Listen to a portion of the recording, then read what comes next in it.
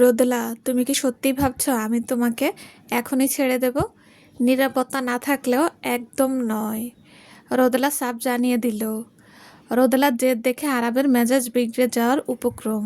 সে ভেবেছিল রোদেলা হয়তো কোনো পরিকল্পনা করে তাকে উস্কে দিচ্ছে, কিংবা তাকে জব্দ করার জন্য এসব করছে।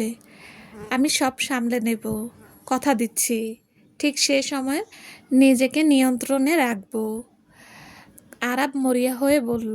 রোদেলার মনেও তখন এক অদ্ভুত কামনার আগুন জ্বলছে, কিন্তু সে নিজের সিদ্ধান্তে অটল। না, কোনো ঝুঁকি নেওয়া যাবে না। রোদেলা, আমাকে এভাবে কষ্ট দিও না। এই মুহূর্তে আমার যা অবস্থা, তা কি তুমি বুঝতে পারছো না? এটা অনেকটা আমাকে ছুরি দিয়ে আঘাত করার মতো। আরাব আপ্রাণ চেষ্টা করছিল তাকে বোঝাতে। সে জানতো এখন জেদ করলে হিতে বিপরীত হবে। আমি সব সামলে নেব বলেছি তো। এবার আরাব কথা শেষ হওয়ার আগেই সে রোদেলার অমত অগ্রাহ্য করে তাকে নিজের নিবিড় আলিঙ্গনে আবদ্ধ করে নিল। আকস্মিক সেই তীব্র বাঁধনে রোদেলার মুখ থেকে এক মৃদু আর্তনাদ বেরিয়ে এলো, কিন্তু আরাব থেমে থাকলো না। সে ধীরে ধীরে অনেক গভীরে এক ছন্দে রোদেলার পুরো অস্তিত্বকে নিজের করে নিতে লাগলো, যেন রোদেলার শরীর ও মন তার এই তীব্র ভালোবাসার সাথে তাল মিলিয়ে নিতে পারে। তুমি সত্যি অনেক মায়াবী, রোদেলা। আরাব নিজের চরম উত্তেজনা চেপে রাখতে পারছিল না। ঘরের ভেতরের তাপমাত্রা তখন যেন এক উত্তপ্ত আগ্নেয়গিরি। রোদেলা হাঁপাচ্ছিল। দুজনেই তখন ভালোবাসার ঘামে ভিজে একাকার। আরাবের প্রতিটি স্পর্শ, প্রতিটি তীব্র ভালোবাসা যখন রোদেলার মনের গভীরে পৌঁছেছিল, তখন প্রতিটি মুহূর্তে দ্বিধা আর গোঙানি এক লহমায় গভীর এক আবেশে রূপ নিল। রোদেলার নখ আরাবের পিঠের চামড়া আঁকড়ে ধরছিল, কিন্তু হঠাৎ নিজের চরম মুহূর্তের কাছাকাছি পৌঁছে আরাব কিছুটা দূরত্ব তৈরি করল। থামলে কেন? রোদেলা রাগী গলায় কিছুটা চিৎকার করে উঠল। ঠিক যখন সে অনুভূতির চূড়ান্ত পৌঁছানোর অপেক্ষায় ছিল, তখনই আরাবের এমন আচরণ তাকে চরম বিরক্ত করলো। তুমি আমার আরও কাছে এসো। আরাব তাকে আলতো করে নিজের ওপর টেনে নিল। দেরি করো না, রোদেলা। আবার সরি আরাব তাড়াহুড়ো করছিল। রোদেলা নিচু হয়ে আরাবের ঠোঁটে ও গলায় নিজের ভালোবাসার পরশ লেপে দিল, যেন সে তাকে আরও বেশি ব্যাকুল করতে চায়। এই আচরণের তীব্রতায় আরাব চমকে গেল। তার ওপর রোদেলার এই গভীর ও উন্মত্ত ভালোবাসায় আরাব নিজের নিয়ন্ত্রণ পুরোপুরি হারিয়ে ফেলল। সে আর নিজেকে আটকে রাখতে পারল না। রোদেলার সমস্ত ও মে আরাব তার চরম সুখের আর ভালোবাসার সমস্তটুকু উজাড় করে দিল। পরদিন সকালে রাতের সেই উত্তাল আর নিবিড় মুহূর্তের পর দুজনেই অনেক ক্লান্ত হয়ে একই বিছানায় একে অপরকে জড়িয়ে ঘুমিয়েছিল। আরাব আগে ঘুম থেকে উঠে রোদেলার নিষ্পাপ মুখের দিকে তাকিয়ে রইল। রোদেলার চোখের দীর্ঘ পাপড়ি, ঠোঁটের কোণে লেগে থাকা তৃপ্তির ছাপ, সব কিছুই যেন আরাবেরকে নতুন করে মুগ্ধ করছিল। রোদেলার প্রতি তার যে এক গভীর টান তৈরি হয়েছে, তা সে নিজেও বুঝতে পারছিল। আমি তোমাকে ভালোবাসি, রোদেলা। যদিও সে জানতো রোদেলা তাকে এত সহজে ক্ষমা করবে না। রাতের সেই উত্তাল মুহূর্তগুলো রোদেলার কাছে হয়তো শুধু একটি রাতের তীব্র ভালো লাগা ছিল, কোনো স্থায়ী আবেগের জায়গা নয়।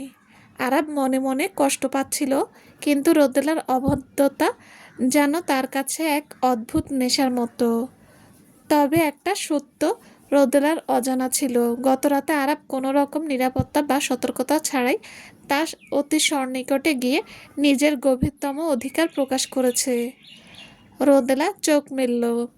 সে দেখল আরাব তার দিকে তাকিয়ে আছে। খিদে পেয়েছে?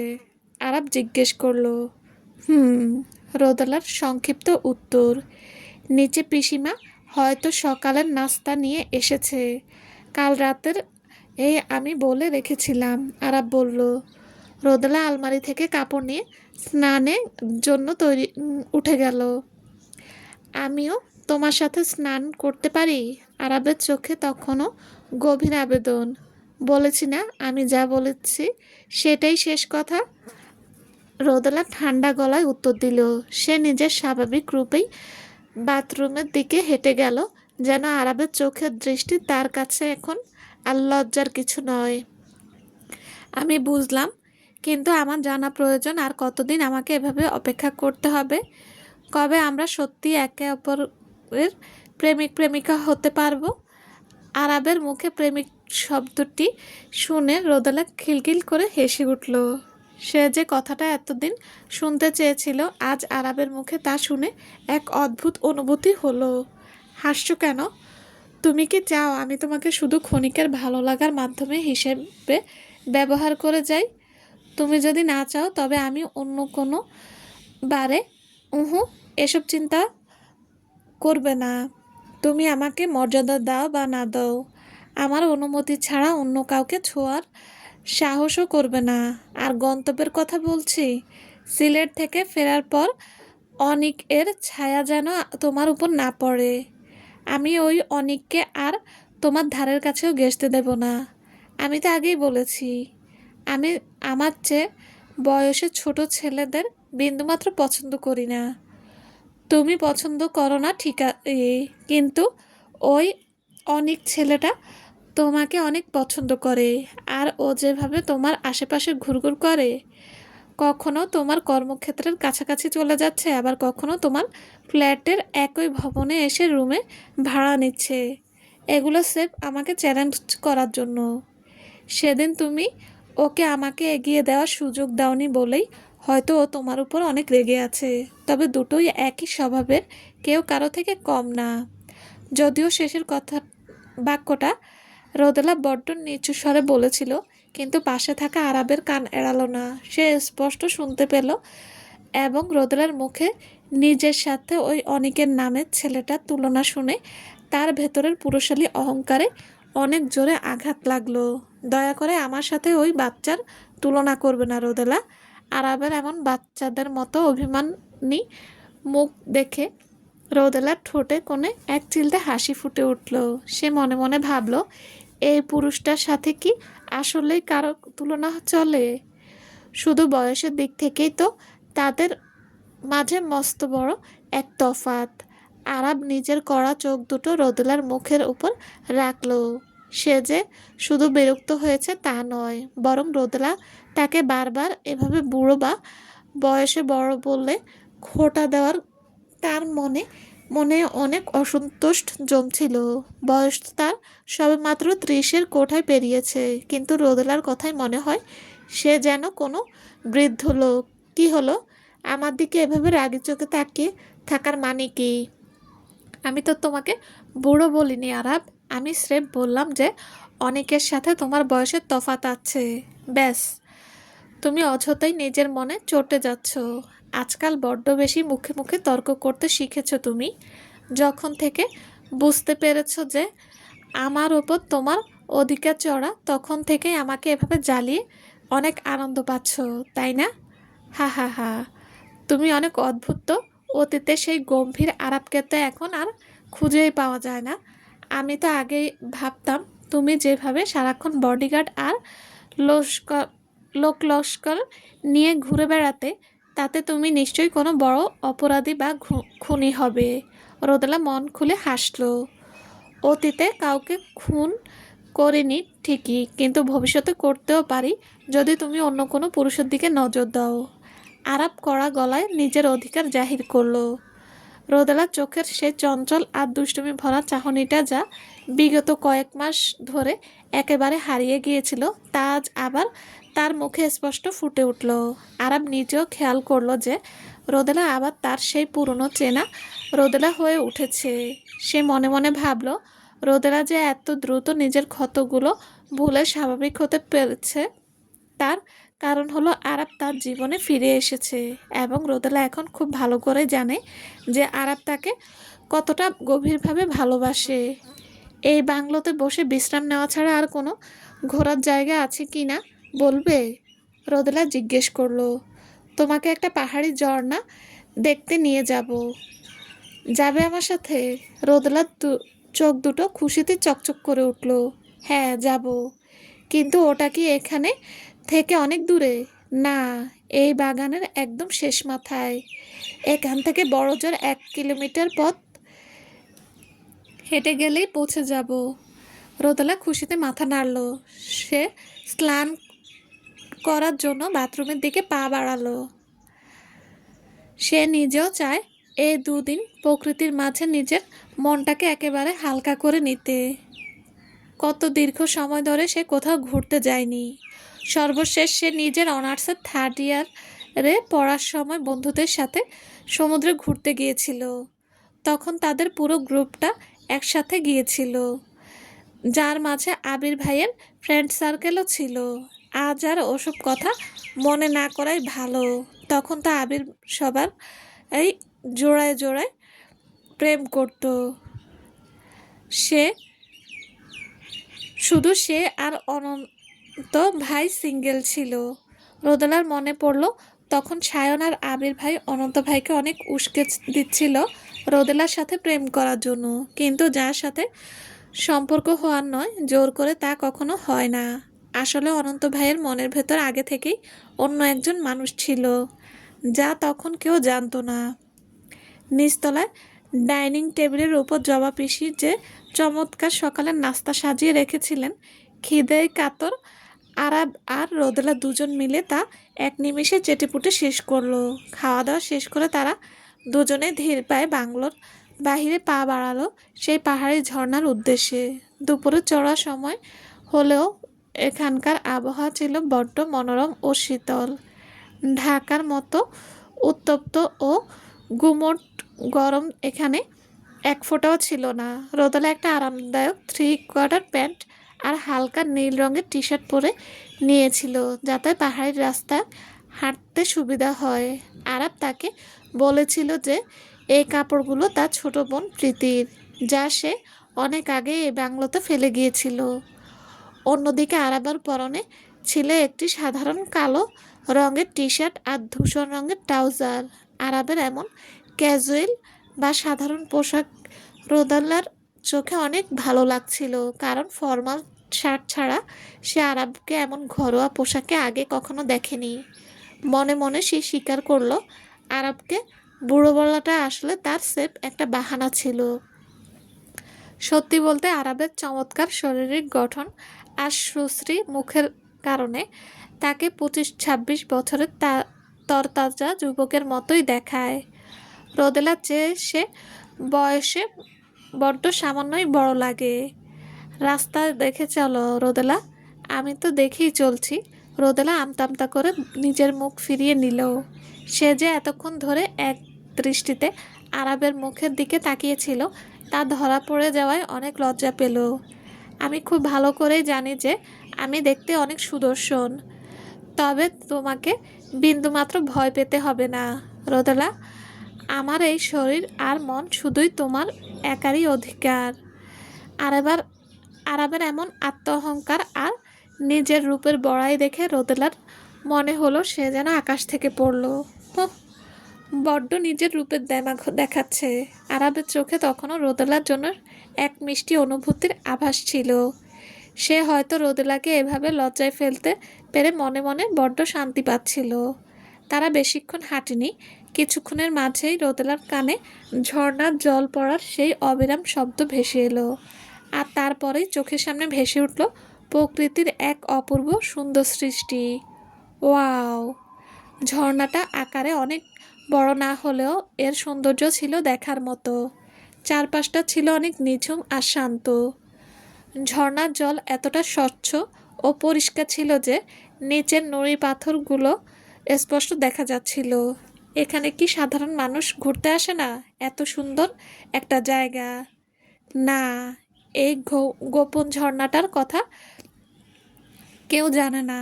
আসলে এখানকার যাতায়াত ব্যবস্থা অনেক কঠিন, আর তাছাড়া আমাদের পরিবার ছাড়া অন্য কাউকে আমি আজ পর্যন্ত এখানে আসতে দেখিনি। অনেক ভালো হলো তাহলে। প্রকৃতির এই রূপটা অন্তত মানুষের ছোঁয়ায় নষ্ট হবে না। আচ্ছা, এখানে কি জলের ভেতর নামা যাবে? রোদেলা ব্যাকুল হয়ে জিজ্ঞেস করলো। নামা যাবে না কেন? কিন্তু আমরা তো সাথে করে বাড়তি কোনো কাপড় নিয়ে আসিনি। আরাবের কথায় রোদেলার মনে পড়ল যে সে সত্যি কাপড় আনার কথা ভুলে গিয়েছে। এখন যদি সে জলের ভেতর নামে তবে তাকে পুরো পথ ভিজে শরীরে বাংলোতে ফিরতে হবে। আর দুপুরের এই কড়া রোদের পর বিকেলের দিকে পাহাড়ি বাতাস বেশ ঠান্ডা হয়ে আসে। এই অবস্থায় ভিজে শরীরে হাঁটলে নির্ঘাত তার শরীর খারাপ করবে, কারণ রোদের তেজ কমে আসছে। চারপাশে এখন একটা শীতল ভাব অনুভূতি হচ্ছে। তাহলে আমি সেফ জলের কিনারে বসে নিজের পা দুটো ভিজিয়ে রাখবো, রোদেলা বলল। রোদেলা ঝর্ণার পাড়ের একটা বড় পাথরের উপর বসে নিজের পা দুটো জলের ভেতর ডুবিয়ে দিল। কিন্তু জলের স্পর্শ পাওয়া মাত্রই সে এক ঝটকায় নিজের পা দুটো টেনে নিল, কারণ পাহাড়ি ঝর্ণার জল ছিল বরফের মতো ঠান্ডা। উফ, অনেক ঠান্ডা জল। শরীর প্রচণ্ড গরম সরি শহরের প্রচণ্ড গরমের পর এখানকার পাহাড়ি আবহাওয়া আর ঝর্ণার জলে এই শীতলতা রোদেলার কাছে যেমন আরামদায়ক তেমন কিছুটা চমকে দেওয়ার মতো ছিল। আজ সকালে বাংলোর ঠান্ডা জলেও স্নান করতে তার বেশ ভালোই লেগেছিল, কিন্তু ঝর্ণার জলটা যেন একটু বেশি ঠান্ডা। কিন্তু রোদেলার চোখে তখন কপালে উঠল যখন সে দেখল আরাব বিন্দুমাত্র দ্বিধা না করে অনেক সহজ পায়ে সেই বরফ শীতল জলের ভেতর দিয়ে হেঁটে যাচ্ছে। তার মুখে ঠান্ডার কোনো চিহ্ন নেই। তোমার কি এক ফোঁটাও ঠান্ডা লাগছে না আরাব? আরাব কোনো উত্তর দিল না। সে রোদেলার সামনে এসে নিজের দু হাত বাড়িয়ে দিল তাকে কোলে তুলে নেওয়ার জন্য। রোদেলাও কোনো রকম অবাধ্যতা না করে এক লাফে আরাবের শক্ত বুকের ওপর চেপে বসলো। সে নিজের দুটো হাত দিয়ে আরাবের গলা জড়িয়ে ধরলো আর পা দুটো আরাবের কোমরের সাথে পেঁচিয়ে নিল। তাদের এই বসার ভঙ্গিমাটা অনেক বেশি নিবিড় আর আকর্ষণীয় ভরা ছিল। কিন্তু রোদেলার সমস্ত মনোযোগ তখন ঝর্ণার সৌন্দর্যের দিকে থাকায় সে অন্য কিছু ভাবার সময় পেল না। আরাব তাকে কোলে করে জলের মাঝখানের একটা বড় পাথরের উপর নিয়ে গিয়ে বসিয়ে আনলো, যা ঝর্ণার একদম কাছাকাছি ছিল। আরাব রোদেলাকে পাথরের উপর বসিয়ে নিজে তার একদম গা ঘেঁষে বসলো এবং নিজের শক্ত হাত দুটো দিয়ে আর রোদেলাকে পেছন থেকে জড়িয়ে ধরলো। আরাবের এই উষ্ণ পরশে রোদেলার গায়ের সমস্ত জড়তা এক নিমিষেই উধাও হয়ে গেল। সে আরাবের বুকের সাথে লেপ্টে থাকার আরাবের স্পন্দনের সেই তীব্র ধকধক শব্দটা স্পষ্ট শুনতে পাচ্ছিল। তোমার বুকের ভেতরটা অনেক জোরে কাঁপছে আরাব। তুমি কি জানতে চাও কেন এমন হচ্ছে? শুধু তোমার কারণে রোদেলা। তুমি আমার এই জীবনে আসার পর থেকে আমি কতটা বদলে গেছি তা কি তুমি জানো? কিভাবে বদলে গেছ? রোদেলা আরাবের বুকে নিজের মাথাটা এলিয়ে দিয়ে নিচু স্বরে জিজ্ঞেস করলো। অতীতে আমি কখনো জানতাম না যে কাউকে ভালোবাসার অনুভূতিটা কতটা সুন্দর হতে পারে। নিজের পড়াশোনা শেষ করার পর থেকে আমি সবসময় একা একাই লড়াই করেছি। সারাক্ষণ শুধু আমার ওই নাইট ক্লাব আর ব্যবসার সাম্রাজ্য নিয়ে মেতে থাকতাম। ওটাই ছিল আমার জীবনের একমাত্র ভালোবাসার জায়গা। আমার জীবনে অনেক নারীর আনাগোনা ছিল ঠিকই, কিন্তু কোনোদিন কোনো সাধারণ মেয়েকে দেখে আমার মনে হয়নি যে তাকে আমি নিজের করে আগলে রাখি বা তার সমস্ত দায়িত্ব নিজের কাঁধে তুলে নেই। কাউকে আমি কোনোদিন নিজের এই মনে জায়গা দেইনি। রোদেলা তখন একদম চুপচাপ বসে রইল। সে আরাবের শক্ত বুকের উপর নিজের ছোট্ট মাথাটা রেখে তার মনের সমস্ত কথা শান্ত হয়ে শুনতে লাগলো। যতদিন না আমি তোমার মুখোমুখি হয়েছিলাম আমার এই ধারণা একেবারে বদলে গেল। সেদিন যখন সায়ন ওই বিক্রম এর হাত থেকে তোমাকে বাঁচানোর জন্য আমাকে অনুরোধ করেছিল, সত্যি বলতে রোদেলা, সেদিন প্রথম দেখাতেই আমার পুরো নজর শুধু তোমার উপরেই আটকে গিয়েছিল। কেমন নজর ছিল ওটা? স্রেফ কোনো মোহ বা সাময়িক আকর্ষণ ছিল কি? রোদেলা মুখ তুলে তাকালো।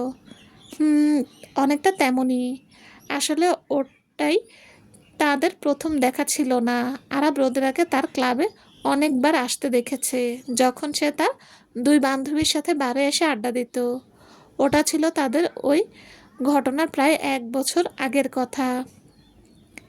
এখন যখন আমি অতীত নিয়ে ভাবি তখন বুঝতে পারি যে তুমি প্রতিটা মুহূর্তে আমার এই চোখের আড়ালে লুকিয়েছিলে। শুধু আমাদের মাঝে সামনাসামনি কথা বলার কোনো সুযোগ হয়ে ওঠেনি। আরাপ চিরকালই মেয়েদের সাথে যেচে কথা বলতে অনেক দ্বিধা করত, কিন্তু নারীদের সাথে তার একমাত্র সাহসের জায়গা ছিল স্রেফ নিবিড় ব্যক্তিগত মুহূর্তগুলোতেই।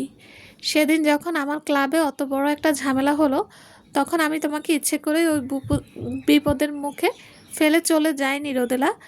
ততদিনে আমি খুব ভালো করে বুঝে গিয়েছিলাম যে আমি তোমাকে অনেক বেশি ভালোবেসে ফেলেছি। কিন্তু আমার ক্লাব ছিল আমার নিজের প্রাণের চেয়েও প্রিয়।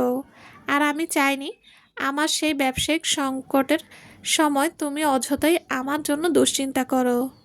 আমি নিজের সেই মানসিক চাপের মুখটা তোমাকে দেখাতে চাইনি।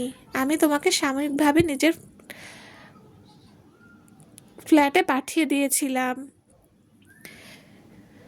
আমি ভেবেছিলাম পরিস্থিতি শান্ত হলে আমি নিজেই তোমার সামনে গিয়ে আমার ভালোবাসার কথা স্বীকার করব এবং তোমাকে আমার প্রেমিকা হিসেবে স্বীকৃতি দেব। কিন্তু যখন আমার কোনো কথা না শুনে আমার থেকে দূরে পালিয়ে যাওয়ার চেষ্টা করলে, তখন আমার মাথা একেবারে বিগড়ে গিয়েছিল। আমি শুধু ভাবছিলাম যে কোনো মূল্যে তোমাকে আমার কাছে আটকে রাখতে হবে, নইলে আমি পাগল হয়ে যাব। আর সেই অন্ধ মোহের চোটেই আমি তোমাকে হোটেলে আটকে রেখেছিলাম। আরাবের মুখের এই আকুল সত্যিটা শোনার পর রোদেলার নরম মনটা আবার গলে জল হয়ে গেল। তার চোখের কোণে নোনা জল জমে উঠল। অতীতের সেই দিনগুলোর কথা মনে পড়ল। তার নিজের বুকটা যন্ত্রণায় ফেটে যায়। আরাব যখন কোনো কিছু না বলে হুট করে নিজে খোঁজ হয়ে গিয়েছিল, তখন রোদেলার মনে হাজারোটা খারাপ চিন্তা উকি দিচ্ছিল। তার সেই কারণেই সে আরাবের থেকে দূরে চলে যেতে চেয়েছিল। আর মাইশার সাথে আমার আংটি বদলের কথা বলছো? আমি কসম খেয়ে বলছি, আমি নিজেই জানতাম না যে বাবা কবে আমার অজান্তে এই বিয়ে ঠিক করে রেখেছেন। আমি কোনোদিনও মাইশাকে নিজের বাগদত্তা বলে স্বীকৃতি করিনি। তাই তোমাকে ওসব ফালতু কথা বলে দুশ্চিন্তায় ফেলতে চাইনি, যা পরে এত বড় ভুল বোঝাবুঝির আকার নিল। কিন্তু এখন আমি সেই অধ্যায় চিরতরে চুকিয়ে এসেছি। আমার জীবনে এখন আর কোনো মাইশা বা অন্য কোনো নারীর অস্তিত্ব নেই। চলবে। আসসালামু আলাইকুম। গল্পটা কেমন লেগেছে প্লিজ প্লিজ লাইক কমেন্ট করে জানাবেন আপনাদের, আর সাথে শেয়ার করে দেবেন প্লিজ। আর যারা পড়ে এমনিতেই চলে যান, প্লিজ প্লিজ তারা সাবস্ক্রাইব করে দেবেন চ্যানেলটা। সবাই ভালো থাকবেন। আল্লাহ হাফেজ।